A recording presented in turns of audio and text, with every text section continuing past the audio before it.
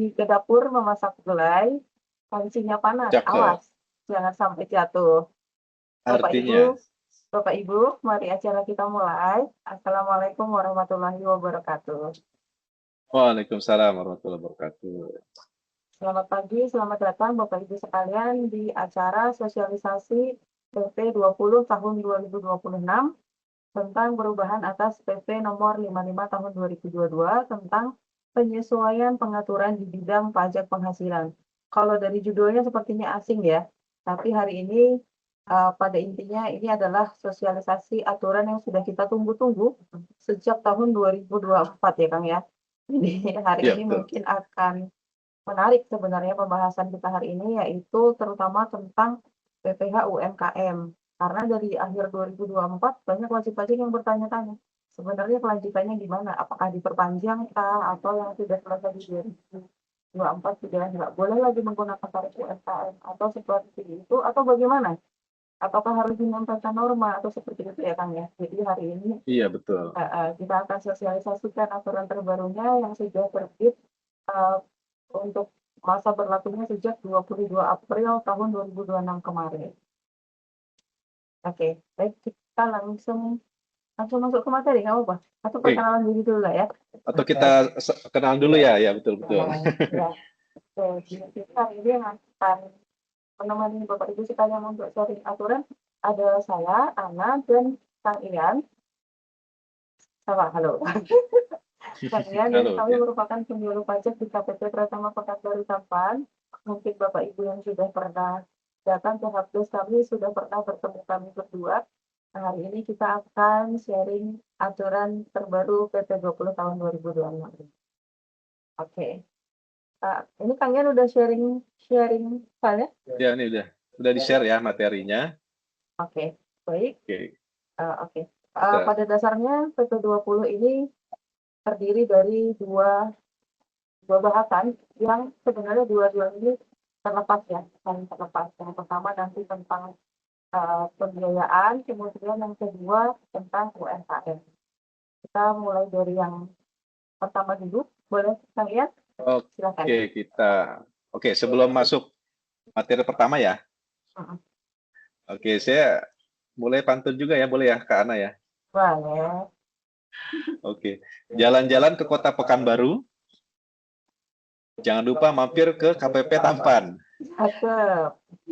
Pajak UMKM kini berwajah baru, masa transisi beri kemudahan. Oke. Oke, sebelum kita masuk ke materi, intinya tadi dua yang disampaikan oleh Kak Ana di depan ya. Mungkin perlu disampaikan juga ini Kak Ana ya, terkait dengan latar belakang keluarnya PP terbaru ini, PP 20 tahun 2026. Oke, di sini ada 6 poin yang bisa kita lihat ya Bapak Ibu sekalian, Bang Kakak yang sudah bergabung. Yang pertama tentunya terkait dengan paket kebijakan ekonomi untuk kesejahteraan tahun 2025 insentif bagi dunia usaha. Yang di dalamnya akan dijabarkan dalam pasal-pasal perubahan tadi ya, mengenai perpanjangan jangka waktu pemanfaatan PPh final 0,5% untuk WPOP yang ya sebelumnya di PP 55 berakhir tahun 2024 ya. Oke. Kemudian yang kedua, kesempatan kepada wajib pajak orang pribadi yang memenuhi kriteria gitu ya. Ini tetap bisa menggunakan fasilitas PPh final UMKM 0,5%, walaupun melewati jangka waktu tertentu ya. Nah, ini khusus untuk orang pribadi yang memenuhi kriteria. Kemudian yang ketiga, penyelarasan peraturan. Jadi diperlukan penegasan dan penyamaan perlakuan terkait jenis penghasilan dari pekerjaan bebas apa saja yang dikecualikan dari pengenaan tarif PPh final UMKM yang diselaraskan dengan ketentuan perpajakan lainnya.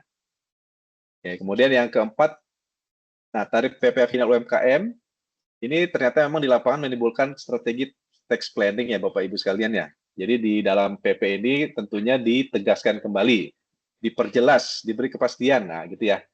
Nah, untuk yang masih bisa memanfaatkan PPh final UMKM. Nah, seperti apa nanti kita lihat di pasal-pasalnya. Kemudian yang kelima, dengan PP 20 ini tentu pemerintah ingin mengeluarkan gitu ya kebijakan yang lebih tepat sasaran kaitannya dengan penggunaan tarif PPh final UMKM yang 0,5%. Dan yang keenam, ini yang bahasan pertama nanti yang akan kita sampaikan, yaitu aksesi Indonesia menjadi anggota OECD. Nah, di mana OECD merekomendasikan pengaturan secara eksplisit, harus tertulis gitu ya, tertuang dalam peraturan mengenai biaya suap. Nanti kita lihat ya. Oke, kita masuk ke berikutnya. Nah, tadi yang sudah disampaikan Kak Ana di depan, tadi ada dua bagian besar dalam PP 20 tahun 2026 yang terbagi menjadi dua bab ini ya, bab 4 dan bab 10. Bab 4 ini pengaturan mengenai terkait dengan suap yang bukan merupakan biaya gitu ya, untuk bisa dikurangkan nantinya dalam menghitung berapa penghasilan yang kena pajak. Kemudian di bab 10 ini yang sudah ditunggu-tunggu, nah itu yang lebih banyak sih nanti pengaturannya tentunya gitu ya. Karena tadi ya sesuai dengan latar belakangnya untuk memberikan kepastian gitu kan. Dan juga tentunya memberi penegasan terkait mana-mana yang masih bisa memanfaatkan skema PPh final UMKM. Kita masuk ke bagian pertama. Nah, ini bagian pertama yang paling awal di bab 4 mengenai pengeluaran yang bukan merupakan biaya untuk mendapatkan, menagih, dan memelihara penghasilan. Di mana di sini ditegaskan dengan jelas sekali Bapak Ibu ya, pengeluaran berupa suap, kemudian gratifikasi, dan atau pemberian lain dengan nama dan dalam bentuk apapun, gitu ya, sebagaimana dimaksud dalam peraturan perundang-undangan yang mengatur mengenai tindak pidana korupsi atau tindak pidana suap, itu termasuk yang diberikan kepada pejabat publik asing, ditegaskan bukan merupakan biaya untuk mendapatkan, menagih, dan memelihara penghasilan yang dapat menjadi pengurang penghasilan bruto. Nah, jadi Bapak Ibu sekalian, ini sudah jelas peraturannya. Memang ini disyaratkan Indonesia dalam rangka itu ya untuk masuk ke dalam organisasi OECD, organisasi perekonomian internasional tentunya ya, untuk memberikan kesamaan, kesetaraan perlakuan di dunia gitu ya. Ditegaskan di sini biaya-biaya tadi ya, suap, gratifikasi, atau yang pemberian lain dengan nama apapun gitu ya, yang berkaitan dengan tadi ya suap gratifikasi itu tidak bisa dibiayakan, Bapak Ibu sekalian. Jadi tolong dicatat baik-baik, ya, ini sudah tegas. Jadi nanti tentunya di kami di Direktur Jenderal Pajak ini menjadi isu yang akan menjadi perhatian penting ya Bapak Ibu ya, agar kita bisa bergabung gitu ya, bergabung dengan komunitas internasional dalam tentunya ya dalam mengembangkan ekonomi Indonesia, kembali lagi ke sana. Nah, kemudian ini di dalam penjelasannya Bapak Ibu sekalian nanti bisa dibaca Bapak Ibu sekalian ya, terkait dengan penjelasan suapnya seperti apa gitu ya. Kemudian yang termasuk menarik di sini diberi catatan adalah terkait dengan pejabat publik asing Bapak Ibu ya. Pejabat publik asing ini dijelaskan yaitu setiap orang yang ditunjuk atau dipilih untuk memegang jabatan legislatif, eksekutif, administrasi, yudisial suatu negara asing, atau setiap orang yang menjalankan fungsi publik untuk suatu negara asing, termasuk badan publik dan perusahaan publik, serta pejabat atau perwakilan dari organisasi internasional publik. Nah, itu semuanya itu ya, memegang jabatan publik, jika diberikan dalam rangka suap, gratifikasi, gitu ya, atau sejenisnya, maka itu tidak bisa dibiayakan. Oke. Nah, ini tentunya tadi alasannya supaya Indonesia bisa bergabung dalam komunitas internasional, yaitu yang organisasinya berdampak langsung itu OECD Bapak Ibu ya. Nanti Bapak Ibu bisa googling gitu ya, apa itu OECD gitu ya. Nah, tentunya ini menjadi penting karena Indonesia bagian dari ekonomi dunia Bapak Ibu ya. Jadi kita juga akan sama-sama mencegah, menjaga supaya tidak ada lagi praktek-praktek suap. Untuk yang bagian pertama seperti itu Bapak Ibu ya. Oke, masuk ke bab berikutnya Kak Ana. Ini yang sangat ditunggu-tunggu. Silakan. Oke, terima kasih Kak Ian. Jadi intinya dari yang bagian satu tadi adalah salah satu hubungan kita untuk melawan korupsi dan kawan-kawannya ya kan. Ya, betul. Intinya seperti itu. Apakah kalau sebelum diatur itu dia boleh dibiayakan? Sebenarnya juga sama aja, tidak boleh dibiayakan juga. Namun kalau di PP 20 ini dia dinyatakan secara eksplisit tertulis, benar-benar tertulis jelas seperti itu. Itu oke, kita lanjut ke bagian 2, itu yaitu perubahan di bab 10 tentang pajak penghasilan atas penghasilan dari usaha yang diterima atau diperoleh wajib pajak yang memiliki peredaran bruto tertentu. Singkatnya ini adalah PPh UMKM yang kita kenal selama ini, yaitu PPh pasal 4 ayat 2 dengan tarif 0,5%. Nah, mungkin kalau seperti itu jadi ingat ya. Tapi kalau melihat judulnya ini ya memang seperti itu secara aturannya. Oke, kita refresh kembali terkait kategori penghasilan. Jadi penghasilan itu pada umumnya dikategorikan menjadi 4 ini, yaitu penghasilan dari pekerjaan, kemudian penghasilan dari kegiatan usaha, kemudian penghasilan dari pekerjaan bebas, dan penghasilan dalam negeri lainnya. Tentu saja sebenarnya ada tambahan satu lagi ya, penghasilan dari luar negeri. Namun kita sempitkan lagi di penghasilan yang dari dalam negeri. Oke, penghasilan dari pekerjaan itu adalah penghasilan kita gampangnya sebagai karyawan lah ya, atau adanya hubungan kerja berdasarkan kontrak atau perjanjian untuk melaksanakan suatu tugas dalam jabatan atau kegiatan tertentu. Simpelnya ya, kalau penghasilan dari pekerjaan itu kita sebagai pegawai. Kemudian penghasilan dari kegiatan usaha. Nah, kalau dari kegiatan usaha ini adalah penghasilan yang didapat dari menjalankan bisnis atau kegiatan komersial di berbagai sektor ekonomi, misalnya perdagangan, misalnya jasa, atau juga industri. Nah, itu kegiatan usaha, contohnya retail atau kuliner, contohnya online shop. Nah, itu kan usaha, atau bengkel, persewaan kendaraan. Nah, itu usaha juga. Nah, seperti itu dan sebagainya. Yang intinya dia bukan kita sebagai pegawai gitu kan. Oke, kemudian yang ketiga, pekerjaan bebas.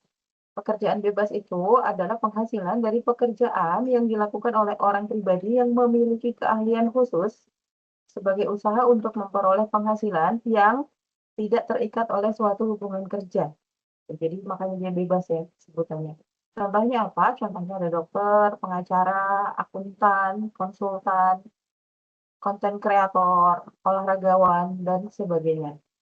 Kemudian penghasilan dalam negeri lainnya. Penghasilan dalam negeri lainnya itu selain dari 3 yang sudah disebutkan sebelumnya ya. Contohnya misalnya penghasilan dari modal, baik harta bergerak maupun tidak bergerak. Contohnya kita menyewakan rumah, kita menyewakan mobil, kita menyewakan mesin, atau juga ada penghasilan lain-lain. Misalnya kita dapat cashback atau keuntungan dari penjualan harta misalnya. Misalnya kita beli logam mulia dulu 1 gram 500.000, kemudian kita jual 2 juta. Jadi yang 1,5 juta itu adalah penghasilan dalam negeri lainnya. Kira-kira seperti itu. Jadi kita refresh kembali ya bahwa penghasilan itu ada kategorinya masing-masing. Oke, dan untuk UMKM ini yang 0,5% itu adalah hanya dikenakan untuk yang dari kegiatan usaha saja, gitu ya. Jadi yang dari pekerjaan atau dari pekerjaan bebas dari dalam negeri lainnya itu tidak termasuk penghasilan yang dikenakan PPh UMKM. Oke, next. Nah, ini ya. Nah, objek dari PPh UMKM adalah penghasilan dari usaha. Syaratnya apa? Syaratnya peredaran bruto atau omsetnya itu belum mencapai 4,8 miliar dalam 1 tahun pajak. Nah, ini adalah merupakan penyederhanaan penghitungan pajak untuk membantu UMKM supaya mudah ngitung pajaknya, yaitu tarifnya 0,5% dari omset. Jadi begitu tahu omsetnya kita sudah langsung bisa menghitung berapa sih pajak penghasilannya. Nah, yang bukan objek PPh final seperti yang tadi ya, dari pekerjaan bebas, kemudian dari luar negeri, atau sudah dikenakan PPh final tersendiri itu tidak termasuk yang dikenakan PPh UMKM. Meskipun dari usaha, contohnya yang tadi ya, kita usahanya adalah menyewakan rumahnya ada 100 misalnya, kita sewakan semua. Nah, itu kan usaha kita memang kontrakan ya, tapi untuk penyewaan rumah itu kan sudah ada PPh-nya tersendiri, final sewa tanah dan bangunan. Nah, itu kan termasuk yang ketiga ya telah dikenakan PPh final tersendiri. Nah, itu tidak tidak dikenakan lagi PPh UMKM, beda tarifnya. Gitu. Oke, jadi intinya untuk UMKM itu 3, yang pertama penghasilan dari usaha, kemudian yang kedua dia omsetnya tidak melebihi 4,8 miliar dalam 1 tahun pajak dan tarifnya 0,5%. Ini untuk kita refresh terkait kategori penghasilan dan PPh UMKM. Oke, next. Nah, ini yang masuk ke materi PP 20-nya, yaitu kita akan bahas pokok-pokok perubahan bab 10 PP 20 tahun 2026. Oke, kita sandingkan antara PP 55 dan PP 20. PP 55 adalah yang selama ini kita gunakan ya. Jadi, apa sih yang akan diubah di PP 20? Nah, yang pertama adalah jenis penghasilan sehubungan dengan pekerjaan bebas yang dikecualikan. Jadi sebenarnya sejak PP 55 juga penghasilan dari pekerjaan bebas itu dikecualikan dari pengenaan PPh UMKM. Tapi perubahannya apa? Yaitu di PP 55 itu belum menampung jenis pekerjaan bebas yang sesuai PMK 168/2023 tentang PPh Pasal 21. Jadi di PP 20 ini disesuaikan lebih diperdetil lagi jasa sehubungan dengan pekerjaan bebas yang dikecualikan dari pengenaan PPh UMKM ini. Yang pertama. Kemudian yang kedua itu terkait penghindaran pajak. Yaitu di PP 55 tahun 2022 yang terdahulu, itu tidak ada pengaturan terkait WP yang memanfaatkan PPh final ini. Jadi, contohnya begini, saya punya usaha, omsetnya tuh sebenarnya kalau digabung itu sudah 20 miliar gitu. Tapi saya pecah-pecah, saya punya 6 PT perorangan. Nah, jadi saya pecah-pecah sehingga masing-masing omsetnya masih di bawah 4,8 miliar. Sehingga saya pakai 0,5% semua. Nah, di PP 20 ini diperjelas bahwa untuk pengaturan batasan omset ini diatur lebih jelas lagi gitu. Di PP 20 ini itu perubahannya. Kemudian perubahan yang ketiga terkait kriteria wajib pajak dengan peredaran bruto tertentu yang dikenakan PPh final ini hanya berdasarkan bruto atas yang dikenai PPh final. Nah, ini juga perubahan yang ketiga ini terkait penghitungan batasan omset 4,8 miliar ini. Jadi untuk lebih tepat sasaran gitu, jadi batasan 4,8 miliar ini hitungannya akan berbeda antara PP 55 dengan PP 20-nya. Kalau dulu kita ngitung omset benar-benar hanya dari omset yang berasal dari usaha saja. Nah, kalau di PP 20 ini nanti akan berubah lebih luas lagi untuk menentukan batasan apakah kita masih boleh menggunakan PPh UMKM atau tidak. Itu yang ketiga. Perubahan yang keempat itu tentang jangka waktu tertentu. Seperti yang sudah kita ketahui bersama, di PP 55 tahun 2022 itu ada batasan-batasan waktu untuk beberapa bentuk wajib pajak untuk boleh menggunakan PPh UMKM. Contohnya, orang pribadi, kalau di PP 55 itu masih dibatasi 7 tahun. Untuk CV firma itu 4 tahun gitu ya, PT 3 tahun. Nah, itu di PP 20 ini dilakukan perubahan. Namun ya salah satunya karena tadi ada perubahan juga terkait subjek pajaknya, nanti kita bahas lebih detail di belakang. Oke. Next, Pak. Oke, yang pertama kita bahas penyesuaian jenis jasa sehubungan dengan pekerjaan bebas. Jadi sebenarnya perubahannya hanya di perluasan ya Bapak Ibu. Jadi PPh UMKM itu dikenakan atas penghasilan dari usaha. Yang perlu digarisbawahi ya, penghasilan dari usaha. Kecuali, nah dikecualikan ini meskipun dari usaha, tapi ini nggak boleh pakai UMKM gitu. Apa aja itu? Yang pertama, penghasilan usaha yang sudah dikenai PPh final dengan ketentuan tersendiri. Contohnya konstruksi, ya kan? Usahanya apa? Konstruksi gitu. Tapi untuk PPh usaha konstruksi itu sudah ada peraturannya tersendiri dan sudah ada tarifnya tersendiri, maka dia tidak boleh dikenakan PPh UMKM. Yang kedua, penghasilan usaha dari jasa sehubungan dengan pekerjaan bebas. Usahanya apa? Praktek dokter gitu. Nah, praktek dokter itu kan dari pekerjaan bebas ya, dia klinik dokter gitu. Nah, Karena dia dari pekerjaan bebas, maka dia tidak boleh menggunakan tarif UMKM, karena dia termasuk yang dikecualikan. Kemudian yang ketiga yang dikecualikan lagi itu penghasilan usaha yang diterima atau diperoleh di luar negeri yang pajaknya terutang atau telah dibayar di luar negeri. Jadi kalau dari luar negeri itu yang sudah dikenakan pajak di sana itu nggak boleh juga pakai UMKM lagi penghitungan pajaknya. Kemudian yang keempat itu penghasilan usaha yang dikecualikan sebagai objek pajak. Ya, ini udah jelas lah ya, bukan objek pajak. Oke. Nah, perubahannya di mana? Perubahannya ini terkait dari jasa sehubungan dengan pekerjaan bebas. Ini ada lebih detail lagi diaturnya. Kalau di slide kami, ini yang hurufnya berwarna biru, yaitu ada penyesuaian jenis jasa pekerjaan bebas yang disesuaikan dengan PMK 168 tahun 2023. Tuh, ada pekerjaan bebas dan jenisnya. Untuk lebih detailnya kita next slide. Next kan? Nah, ini. Ini ya, kita jadi mengerucut ke jenis pekerjaan bebas tadi yang dikecualikan, yang nggak boleh pakai UMKM tadi. Sebelumnya ada sebelah kiri ada huruf A sampai huruf K. Dari tenaga ahli yang melakukan pekerjaan bebas terdiri atas pengacara, akuntan, arsitek, dokter, konsultan, notaris, pejabat pembuat akta tanah, penilai, dan aktuaris, sampai paling bawah tuh, distributor, perusahaan pemasaran berjenjang atau biasa kita sebut MLM ya, dan atau penjualan langsung dan kegiatan sejenis lainnya. Nah, awalnya seperti itu disebutkan secara detail dan ya seperti itu sudah disebutkan jelas gitu ya.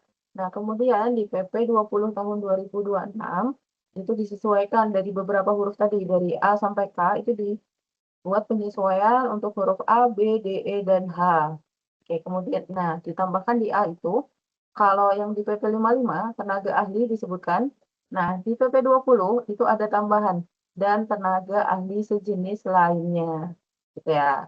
Kemudian yang B juga ada tambahan, pemahat, pelukis, pembuat atau pencipta konten pada media yang dibagikan secara daring atau yang konten kreator yang kita sebutkan, dan seniman lainnya. Jadi ada perluasan di situ. Kemudian di pengarang, peneliti, dan penerjemah itu ada tambahan dan profesi sejenis lainnya.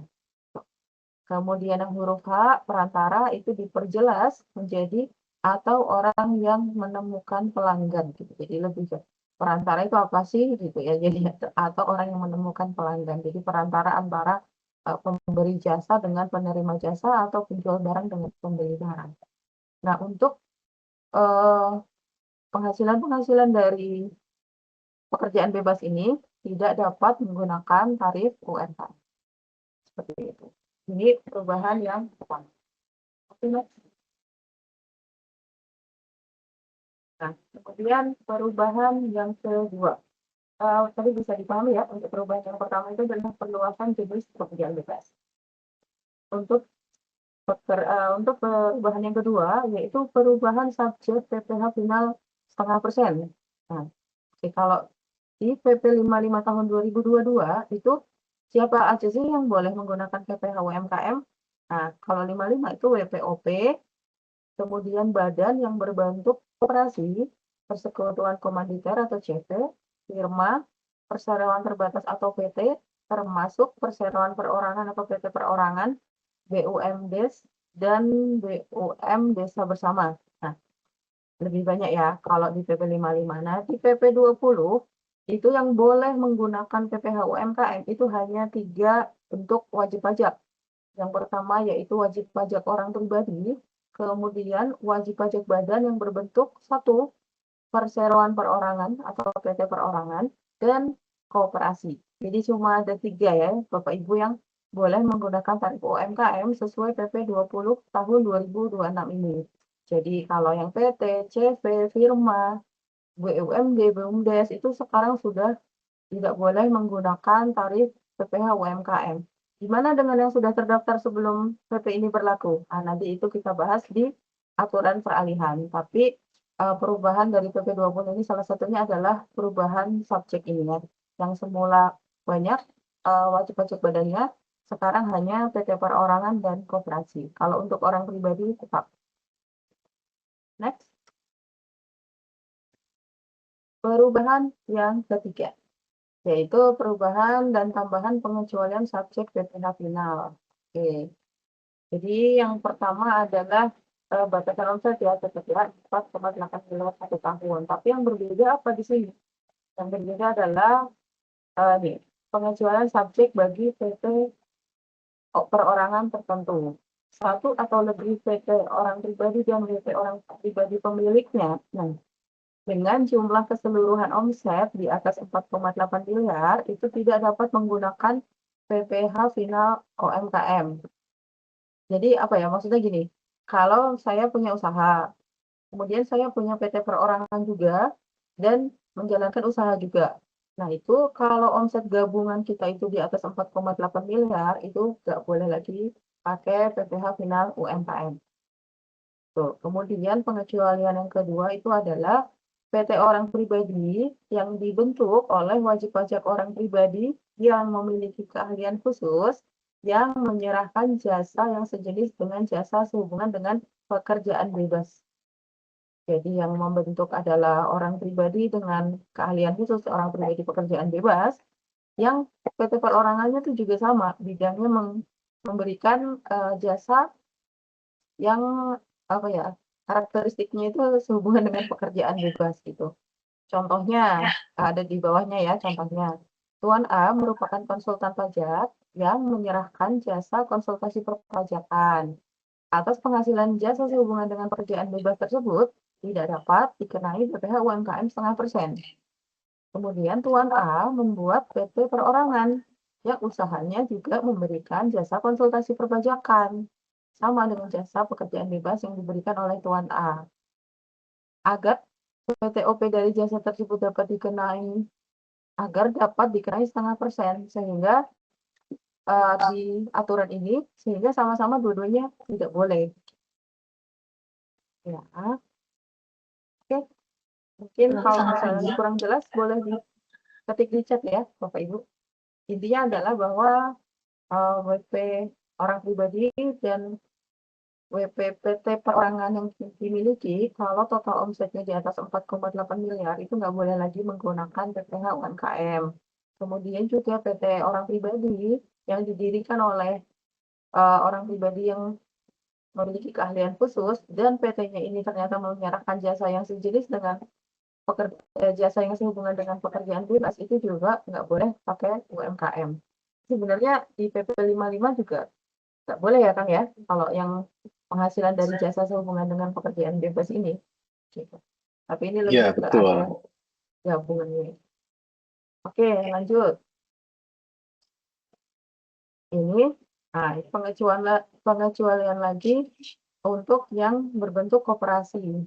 Sebenarnya ini kenapa di-state di sini, karena ini untuk menekankan terkait batasan waktu ya. Jadi di sini wajib pajak badan berbentuk koperasi yang telah melewati jangka 4 tahun sejak terdaftar, dia sudah tidak boleh lagi menggunakan UMKM. Jadi sebenarnya nggak berubah sih, karena memang dari awal koperasi juga batasnya 4 tahun ya. Namun di sini ditegaskan karena nanti di pasal 59 yang tadinya menegaskan batas waktu itu dihapus. Dihapus ya. Iya, makanya ditekankannya di sini untuk yang koperasi. Oke, lanjut. Oke. Kemudian perubahan yang keempat, penentuan peredaran bruto untuk kriteria subjek pajak. Oke. Nah, ini lebih diperhatikan ya Bapak Ibu. Jadi ada seperti yang kita ketahui bersama ya, bahwa untuk penentuan peredaran bruto itu maksudnya penentuan batasan omset 4,8 miliar. Jadi yang boleh menggunakan tarif UMKM kan yang omsetnya di bawah 4,8 miliar. Nah, itu dari mana gitu. Kalau PP 55 2022 itu 4,8 miliar itu adalah yang penghasilan dari usaha gitu. Jadi cuma dari usaha aja, ketika dia melakukan pekerjaan bebas juga terus di atas 4,8 miliar itu ya nggak ngaruh. Nah, kemudian di PP 20 itu diatur kembali sehingga batasan omset 4,8 miliar itu, 4,8 miliarnya itu ditentukan dari mana? Yaitu dari jumlah keseluruhan peredaran bruto atas penghasilan dari usaha dan jasa sehubungan dengan pekerjaan bebas. Baik yang sudah dikenai final maupun yang belum final, dan termasuk juga penghasilan dari luar negeri. Jangan salah ya, jadi ini maksudnya untuk penentuan batasan dia boleh pakai UMKM atau enggak sih, gitu ya. Bukan mana omset yang dikenakan 0,5%, bukan, tapi untuk batasan apakah dia boleh pakai UMKM atau enggak. Oke, next kan, biar lebih jelas. Nah, ini Iya nih, contohnya kayak gini. contohnya nih ya. Ya, contohnya kayak gini. Oke, kita sebelah kiri ya. Sebelah, ini sebenarnya sebelah kanan, sebelah kiri sama sih Bapak Ibu. Cuma kita bedakan di apa nih perlakuannya ya. Oke. Yang pertama ini ada seseorang dengan 3 jenis penghasilan. Yang pertama dia usaha perdagangan bahan pangan. Oke, kemudian yang kedua dia usaha jasa konstruksi. Jasa konstruksi ini udah dikenakan PPh final konstruksi ya. Jadi sebenarnya dia udah dikenakan PPh dengan tarif tersendiri. Kemudian penghasilan dia yang ketiga itu dari pekerjaan bebas sebagai penceramah. Gitu. Nah, dari perdagangan bahan pangannya, omsetnya 2 miliar. Kemudian dari jasa konstruksinya, omsetnya 1 miliar. Dan dari pekerjaan bebas sebagai penceramah, itu dia omsetnya 1,5 miliar. Gitu ya. Sehingga total omset dia itu sebenarnya 4,5 miliar. Ya kan? 2 ditambah 1 ditambah 1,5.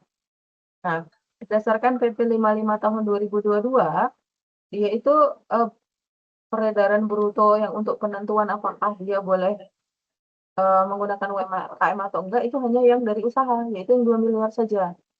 Itu sesuai PP 55. Nah, di PP 20 yang terbaru, itu mana sih yang untuk menentukan batasan omsetnya, yaitu 4,5 miliar tersebut. Jadi total semuanya, seperti itu. Tapi nanti yang dikenakan 0,5% yang mana? Hanya yang dari usaha, yaitu hanya yang dari usaha perdagangan bahan pangan saja. Terlihat ya bedanya Bapak Ibu. Jadi misal, oke kita lebih jelas lagi di contoh kedua, Kang. Nah, coba contoh kedua. Nah ini contoh kedua nih lebih kelihatan Ah, ini bedanya, kelihatan bedanya nih ya. ya kan? Nah, kayak ini sama ya. Dia usaha perdagangan bahan pangan, kemudian usaha jasa konstruksi, kemudian ada pekerjaan bebas penceramah. Namun di sini kita offsetnya gede ini biar kelihatan bedanya. Yang dari perdagangan bahan pangan 2 miliar, dari usaha jasa konstruksi 2,5 miliar, dari pekerjaan bebas penceramah 1,5 miliar. Nah, kalau kita pakai PP 55, 4,8 miliarnya kita lihat dari mana? Hanya dari perdagangan Usaha. bahan pangan saja, betul yang dari usaha yaitu 2 miliar. Oke, sehingga dia boleh pakai UMKM nggak? Boleh, kalau sesuai PP 55 tahun 2022. Gitu. Oke, sekarang kita ke aturan yang baru. Karena aturan yang baru, batasan omsetnya ditentukan dari total, maka di sini totalnya adalah 6 miliar. 6 miliar itu sudah di atas 4,8 miliar ya, Bapak Ibu. Jadi berdasarkan PP 20 tahun 2026, si Bapak ini, si pengusaha yang kita contohkan ini, bukan merupakan wajib pajak yang boleh menggunakan UMKM. Itu adalah penentuan apakah dia boleh atau enggaknya dulu gitu ya. Nah, ketika misalnya dia boleh, seperti yang contoh satu tadi, boleh ke contoh satu boleh kan? Nah, kalau contoh satu tadi ya, meskipun misalnya tadi misalnya boleh, itu pun tetap yang dikenakan 0,5%, tetap yang dari usaha ya, gitu. Nah, tapi ketika di contoh dua dia nggak boleh pakai UMKM, maka penghasilan dari perdagangan bahan pangannya tadi juga nggak boleh UMKM. Terus gimana? Ya, terus menggunakan tarif umum pasal 17 Undang-Undang PPh. Seperti itu. Jelas ya? Semoga jelas. Intinya adalah gimana sih menentukan batasan 4,8 miliarnya ini terdapat perbedaan antara PP 55 dengan PP 20. Oke, lanjutkan. Nah, termasuk juga kalau dia suami istri. Jadi kalau di pajak suami istri adalah dianggap satu entitas ya, sehingga omsetnya adalah omset digabung juga. Seperti itu. Untuk menghitung si 4,8 miliarnya tadi. Ya, jadi kalau misalnya suami punya usaha, istri punya usaha, anaknya yang belum dewasa juga punya usaha, maka itu semua ditotal semua, yaitu contohnya di sini suaminya 3 miliar dari pekerjaan bebas sebagai notaris. Kemudian istrinya punya butik dengan omset 2 miliar. Dan anaknya adalah penyanyi dengan penghasilan 500 juta. Totalnya udah 5,5 miliar. Sehingga ini semuanya tidak boleh menggunakan UMKM. Karena dari total omsetnya semuanya ini sudah melebihi 4,8 miliar. Oke, lanjutkan. Nah, ini termasuk juga apa? Termasuk juga kalau masing-masing suami dan istri ini punya PT perorangan gitu. Jadi kita sama PT perorangan kita ini omsetnya juga digabung. Nah, contohnya kayak gini ya.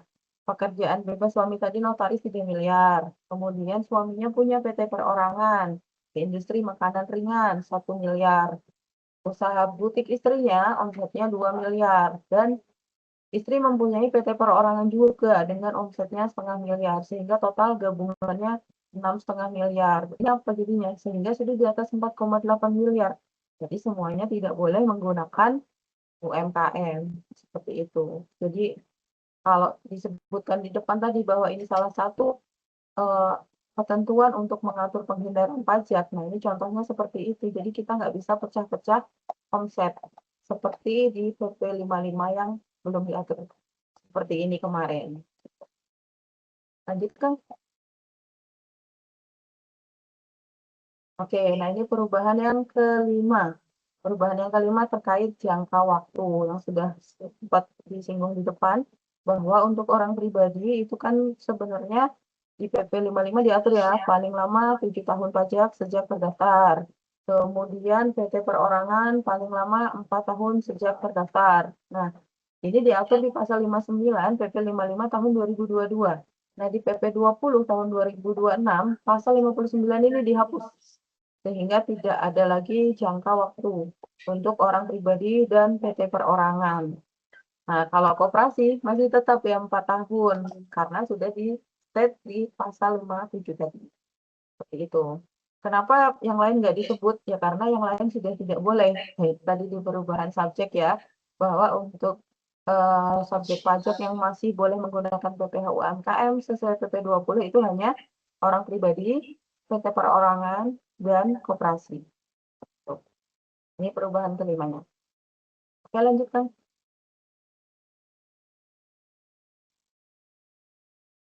Next. Oke, peralihan ya. Oke. Kita ke ketentuan peralihan. Jadi setiap ada peraturan baru tentunya akan ada masa-masa peralihannya. Ini sebenarnya yang berlaku masih mana, gimana dengan yang sudah berjalan seperti itu ya. Nah, ini ada ketentuan peralihannya, ada beberapa hal ya di sini. Saya bacakan terlebih dahulu. Mungkin ini akan agak bingung ya, tapi nanti kita lebih jelaskan dengan ilustrasi supaya tidak bingung. Oke, yang pertama ketentuan peralihannya, wajib pajak yang jangka waktu pemanfaatan PPh UMKM-nya berakhir pada 2024 untuk WPOP dapat dikenai PPh final setengah persen untuk tahun pajak 2025 dan 2026. Oke, kemudian yang B, tahun 2025, kalau yang selesai di 2025, untuk OP dan PT perorangan dapat dikenai PPh final setengah persen untuk tahun pajak 2026 sepanjang WP yang bersangkutan memenuhi kriteria berdasarkan PP 55 tahun 2022. Oke, gitu ya. Jadi intinya OP yang berakhir di 2024 atau yang 2025 masih dapat lanjut sampai 2026 sepanjang apa namanya kriteria sesuai PP 55-nya memenuhi. Begitu juga dengan PTOP yang sudah berakhir di 2025 masih dapat lanjut sampai 2026 mengikuti PP 55 tahun 2022. Tapi kan berlaku selamanya katanya tadi. Ya, itu untuk setelah 2026 itu dia berlaku selamanya mengikuti PP 20. Oke, yang kedua, koperasi yang terdaftar sebelum PP 20 berlaku dan jangka waktu pemanfaatan PPh UMKM-nya berakhir di tahun pajak 2024 sampai tahun pajak 2029 dikenai PPh final untuk tahun pajak 2025 sampai dengan 2029 sepanjang WP yang bersangkutan memenuhi kriteria berdasarkan PP 55. Ini untuk koperasi ya. Jadi koperasi yang sebenarnya UMKM-nya sudah selesai di tahun pajak 2024, 2025, 2026, 2027, 2028, dan akan selesai di 2029, itu semuanya masih bisa menggunakan UMKM sesuai PP 55 sampai 2029. Kemudian terkait surat keterangan. Kalau kita UMKM dan ingin dipotong 0,5%, maka kita harus menyerahkan surat keterangan PP 55 ya, kalau dulu ya. Nah, itu masih tetap berlaku ya bagi yang masih bisa menggunakan PPh UMKM ini. Tetap berlaku sampai dengan wajib pajak yang bersangkutan tidak memenuhi lagi kriteria berdasarkan PP ini. Kemudian yang operasi juga sama ya. Itu yang keempat sama tetap berlaku sepanjang dia masih memenuhi kriteria berdasarkan PP 55 tahun 2022. Oke, lanjutkan.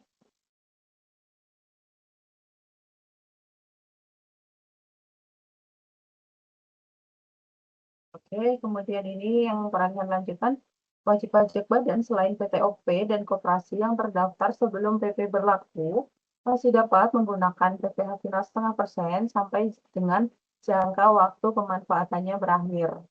Jadi yang sudah terdaftar sebelum tanggal 22 April 2026, itu gimana nasibnya? Nasibnya silahkan masih tetap menggunakan UMKM ya, sampai batas waktu dan batasan omset dia berakhir.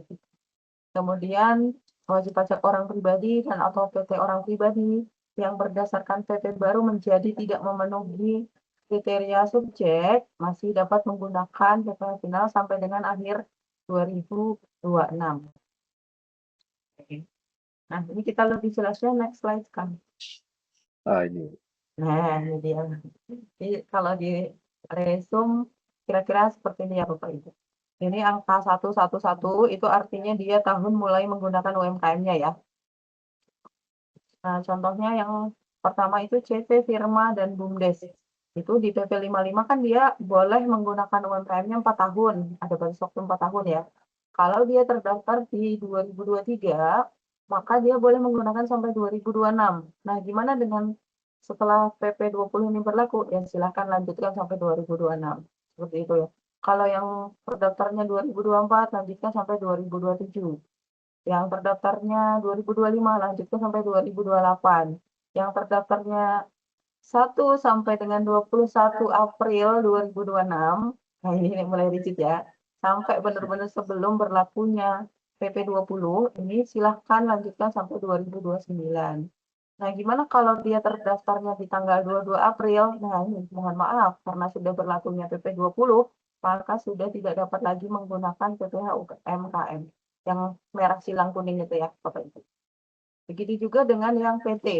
PT menurut PP 55 dapat menggunakan PPh UMKM sepanjang 3 tahun ya, 3 tahun. Nah, ini sama seperti yang saya tadi, kalau dia terdaftarnya mulai 22 April 2026, ya sudah tidak dapat lagi menggunakan UMKM sejak awal. Gitu.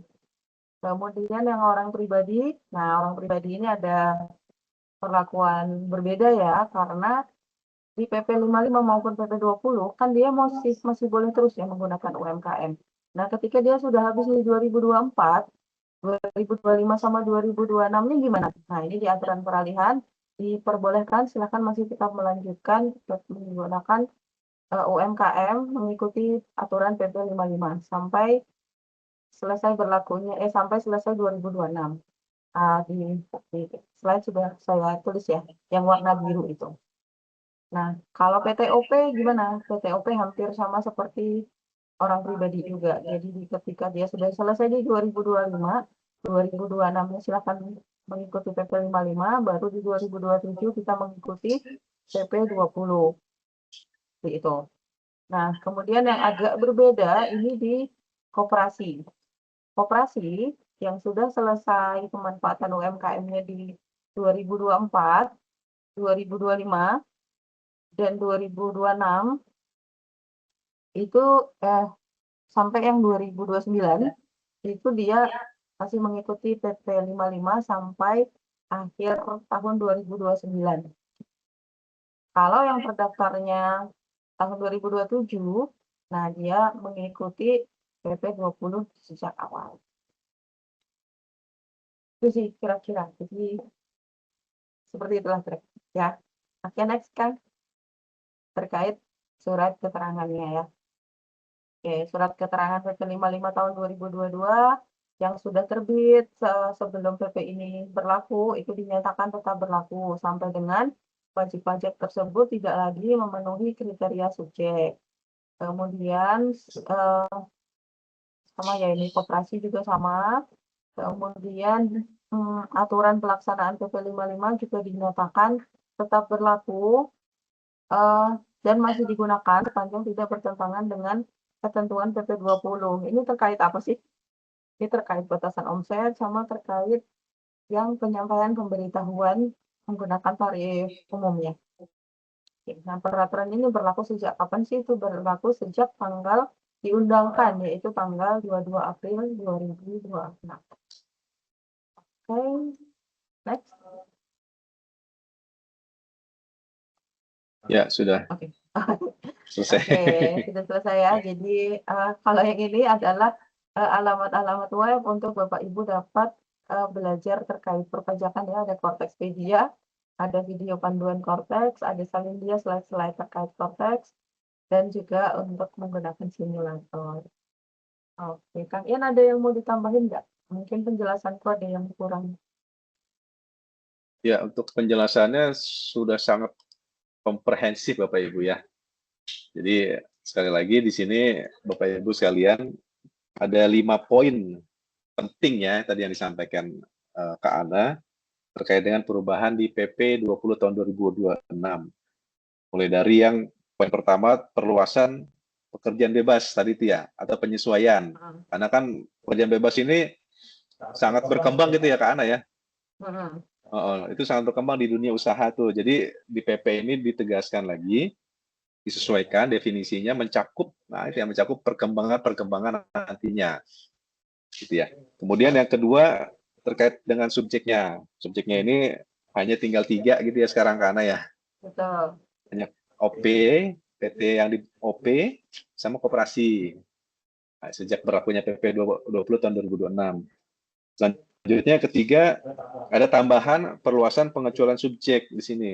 Nah, tadi juga penting untuk diperhatikan Bapak Ibu ya terkait dengan pengecualian tadi untuk yang walaupun masih jadi subjek ya yang OP, PTOP sama koperasi, tapi ada pengecualiannya buat mereka nggak serta merta bisa tanpa ada batasan gitu ya. Ada pengecualian seperti tadi yang jumlah omsetnya gitu ya. Nah, itu juga PT dan OP-nya. Kemudian kalau PT OP-nya usahanya sama seperti pekerjaan bebas gitu ya. Nah, itu juga nggak boleh gitu ya. Nah, kemudian yang keempat terkait dengan penentuan peredaran brutonya. Sekarang itu dengan agregasi keseluruhan ya, karena ya. Untuk menentukan batasan omset 4,8 miliarnya. Jadi tidak dari hanya usahanya saja Bapak Ibu. Ya, termasuk penghasilan lain gitu ya, yang pekerjaan bebasnya, yang dalam negeri lainnya, bahkan yang luar negeri gitu ya. Nah, itu dijumlah semua untuk menentukan masih bisa nggak nih? Masih di bawah 4,8 miliar nggak? Dan tadi terkait dengan jangka waktunya. Jangka waktunya di sini juga sudah tampak di slide itu ya, yang bisa kita jadikan panduan. Jadi memang di sini tampak untuk yang OP, kemudian PTOP di sini dengan PP 20 ini di bagian peralihan sebisa mungkin tidak terputus ya Kak Ana ya. Betul. Karena kan memang ini bagian dari kebijakan paket ekonomi ya dari pemerintah gitu ya. Jadi untuk kemudahan juga di sini dia atur supaya bisa lanjut aja gitu ya Bapak Ibu sekalian sepanjang masih memenuhi kriterianya. Oke, mungkin itu tambahan dari saya. Oke, siap. Baik, seperti itu. Kita lanjut Ya, ini ke sepertinya menjawab pertanyaan ya. pertanyaan ya. Oke, dari Pak Sumira. Ini Bapak atau Ibu ya? Bapak atau Ibu Sumira? Contoh, ini langsung contoh ya. Langsung contoh, oke, nggak apa-apa ya. Jika Pak Budi punya PT perorangan sendiri dengan omset 1 miliar, lalu dia juga mempunyai saham di perusahaan lain dengan omset 3 miliar. Kemudian dia juga ada usaha jasa pekerjaan, mungkin maksudnya pekerjaan bebas ya. dengan omset 1 miliar. Maka apakah wajib pajak boleh menggunakan tarif pajak 0,5%? Oke, ini kita pecah ya. Berarti Pak Budi yang pertama, dia ada PT perorangan omsetnya 1 M. Oke. Kemudian dia mempunyai saham di perusahaan lain dengan omset 3 M. Oh, maksudnya yang omsetnya 3 M ini adalah perusahaannya kah? Ya, anggap saja begitu ya. Berarti Pak Budi, betul. Betul. Oke, berarti penghasilan dari saham itu Pak Budi adalah dividen ya, Bapak itu ya berarti. Oke ya. Kemudian yang ketiga, dia usaha jasa pekerjaan bebas dengan omset 1 M. Yang mana aja sih yang ini yang akan kita jumlahkan untuk penentuan batas gitu ya. Berarti yang untuk penentuan batas yang disebut di aturan adalah bahwa jumlah keseluruhan peredaran bruto atas penghasilan dari usaha dan jasa sehubungan dengan pekerjaan bebas. Ini yang kita maksud dengan usaha, berarti yang PT perorangan. Dan dari pekerjaan bebas ya berarti. Kalau yang dari dividen saham dia di perusahaan kan berarti tidak termasuk yang dijumlahkan ya kan? Karena dia pasif kan, dia modal, apa namanya, penanaman modal gitu. Iya, kalau dividen Heeh. betul. Nah, gitu. Jadi sehingga untuk penentuan batasan 4,8 miliarnya itu hanya yang usaha PT perorangan dijumlahkan dengan dari pekerjaan bebasnya, yaitu 1 M ditambah 1 M, yaitu 2 M. Masih di bawah 4,8 miliar. Artinya apa? Artinya atas usaha PT perorangan Pak Budi, itu masih dapat menggunakan PPh UMKM. Kalau yang dari pekerjaan bebas, tetap enggak UMKM ya, karena dia pekerjaan Iya. bebas, dia tetap pakai tarif umum. Begitu juga dividen itu masih menggunakan tarif umum. Ya, jelas Bapak atau Ibu Sumira atau masih ada yang ingin diperjelas? Oh, siap, terima kasih. Sudah. Oke, sudah cukup jelas. Alhamdulillah. Oke, alhamdulillah. Mungkin ada yang ingin bertanya lagi atau mau ingin mengobrol langsung?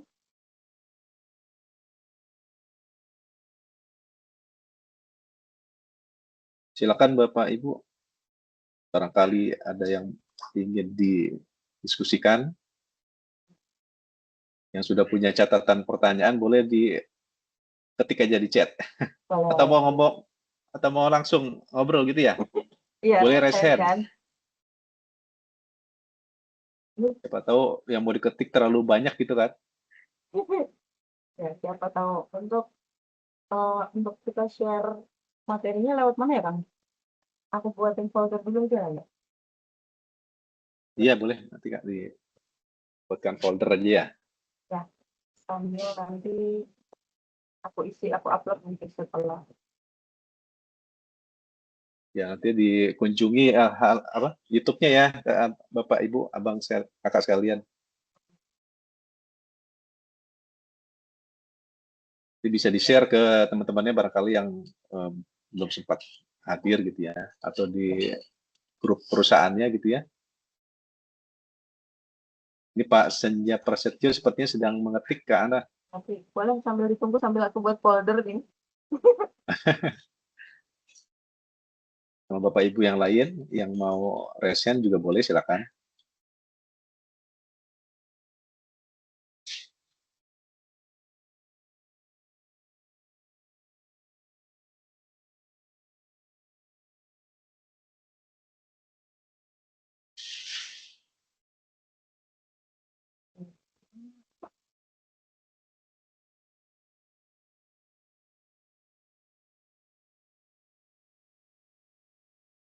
Nah, ini Pak Sumira nih ketik lagi nih pertanyaan. Kalau asosiasi atau perkumpulan, apakah masuk kategori wajib pajak PP nomor 20 2026? Oke. Oh, udah asosiasi atau perkumpulan. Tidak jelas. Tentu saja tidak. Karena Itu untuk tidak. PP 20 itu sudah sangat jelas bahwa yang masih diperbolehkan menggunakan UMKM adalah orang pribadi atau badan yang berbentuknya PT perorangan dan koperasi. Jadi selebihnya sudah tidak boleh. Ya, di pasal 57 ayat 1 ya, Pak ya. Betul. Seperti di layar. Hanya 3 itu saja. Ternyata kalau bikin folder di Kemenkeu nggak bisa di-share keluar ya. Oh, ini Pak Senja Prasetyo nih sudah selesai mengetik untuk pertanyaannya. Jika orang pribadi, contohnya dokter sebagai pegawai tetap suatu rumah sakit. Ya, gajinya 250 juta 1 tahun, ada bukti potong A1-nya, punya pekerjaan bebas juga atas nama yang bersangkutan, omset 4,6 miliar. Nah, bagaimana itu? Oke, berarti yang pertama OP, dia memang OP ya. Karyawan nih, Ya, yang pertama tapi ya. sama gaji ya 250 juta. 250 juta. Oke, pekerjaan bebas atas nama OP 4,8 M. Bagaimana? Maksudnya Iya. bagaimana gimana, Ini Pak? Jadi, ya, ini berarti kan apa? nggak ada usahanya nih ya, Iya, berarti nggak ada usahanya. Maksudnya gimana? Karena kalau untuk UMKM kan atas penghasilan dari usaha. usaha betul. Jadi ini jelas nih ya karena ya Ya, tidak masuk ke PPh final UMKM. betul. Ini cara ngirim file dari chat ini gimana sih, Kang? Gimana? Kalau Mau aku ngirim mau file share, heeh, Kak, di klik plus. udah aku klik plus sih, tapi kayak Oh nggak ada ya? nggak, nggak ada sih. Nanti saya email ke email yang didaftarkan di Ya formulir boleh tadi, boleh. Bapak Ibu. Setelah acara ini selesai, nanti materinya saya kirimkan di email yang sudah didaftarkan ketika registrasi ya. Tapi mungkin slide-nya nggak sependek ini ya. Akan kirimkan slide-nya yang lebih Ya, panjang. kita kirimnya lengkap ya ke Ana ya. Kita kirimkan lengkap nanti setelah kita selesai acara. Atau mungkin Pak Senja Prasetyo ini maksudnya gini kali ya, pegawai tetapnya 250 juta, terus dari pekerjaan bebas atas nama OP tersebut 4,6 M. Apakah kalau dia punya usaha boleh pakai UMKM? Mungkin begitu maksudnya ya Pak ya. Kalau seperti itu kan berarti untuk penentuan batasan omsetnya kita harus tahu dulu omset dari usahanya tadi berapa. Itu Pak. Kalau untuk totalnya yang 250 juta yang dari pekerjaan itu tidak kita totalkan. Jadi misalnya nih contohnya kita tambahin berarti ya. Sebagai karyawan dokter 250 juta, pekerjaan bebas 4,6 miliar. Terus misalnya dari usahanya misalnya 100 juta gitu ya. Berarti kan yang kita totalkan adalah 4,6 M ditambah 100 juta. Jadi masih 4,7. Apakah masih boleh UMKM? Ya boleh gitu. Tapi kalau yang punya usaha, ternyata dari usaha, misalnya usahanya jualan baju gitu ya, ternyata jualan bajunya 300 juta gitu. Berarti kan sudah di atas 4,8 miliar. Nah, itu berarti udah nggak boleh gitu sih, Pak. Pak Sunjan. Tuh kita sapa langsung aja kali ya Kak Ana ya. Iya, Pak boleh. Senja Pak nih. Sunjan boleh Sepertinya di-unmute. masih ada yang masih ditanyakan. Iya. Pak boleh di unmute aja Pak.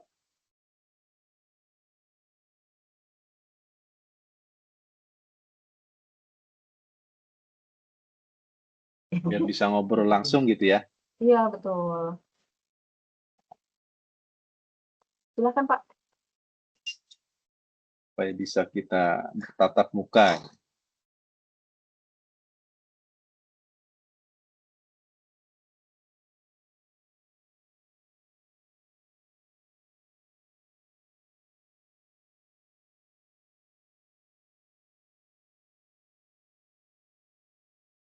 Iya boleh silakan Pak. Oh udah cukup. Oh iya, intinya begitu ya Pak. Jadi yang dari pekerjaan, yang dari karyawan itu tidak ikut dijumlahkan dalam penentuan batasan omset gitu. Jadi yang dijumlahkan itu hanya yang dari usaha dan pekerjaan bebas. Oke, siap. Oke, ada yang masih ingin bertanya lagi? Atau sudah cukup ya Kang berarti ya?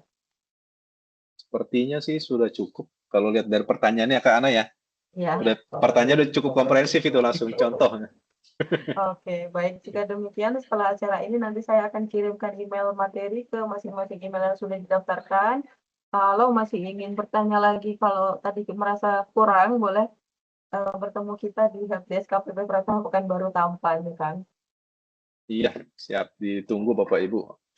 Oke, baik. Jika demikian, terima kasih atas perhatian Bapak Ibu sekalian. Terima kasih sudah menyimak kita hari ini. Semoga dapat dipahami dan dapat dipraktekkan dan tidak menimbulkan kebingungan lagi ke depannya. Jadi yang sudah terdaftar sebelum PP 20 berlaku, nggak usah takut, nggak usah bingung, silahkan lanjutkan sampai batasan omsetnya melebihi atau ya sudah, saya nggak mau pakai UMKM lagi, saya pemberitahuan aja, boleh. Itu ya. Oke kan, kita tutup ya. Oke. Siap, kita tutup Bapak Ibu sekalian, abang kakak yang sudah bergabung. Sekali lagi kami ucapkan terima kasih atas keikutsertaannya, kehadirannya dalam kelas pajak kali ini.